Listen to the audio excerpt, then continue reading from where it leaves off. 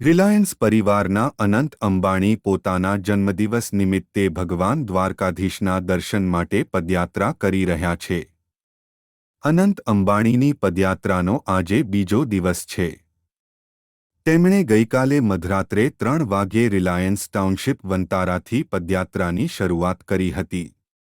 આ યાત્રામાં તેમની સાથે બ્રાહ્મણો અને અન્ય ભક્તો જોડાયા છે.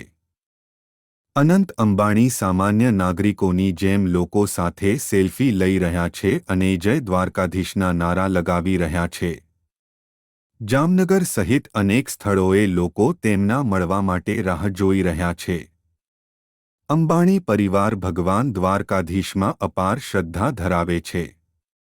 અનંત અંબાણી અગાઉ દ્વારકા, બાલા હનુમાન અને મહાકુંભમાં દર્શન કરી ચૂક્યા છે. આ પદયાત્રા દરમિયાન ZED+ સિક્યોરિટી સાથે તેઓ દરરોજ 10 થી 12 કિ.મી.નું અંતર કાપી રહ્યા છે. 10 એપ્રિલના રોજ અનંત અંબાણી દ્વારકામાં પોતાના જન્મદિવસની ઉજવણી કરશે. આ પદયાત્રા લોકોમાં ભારે ઉત્સાહ અને ભક્તિભાવ ફેલાવી રહી છે. આવી વધુ માહિતી માટે અમારી સાથે જોડાયેલા રહો.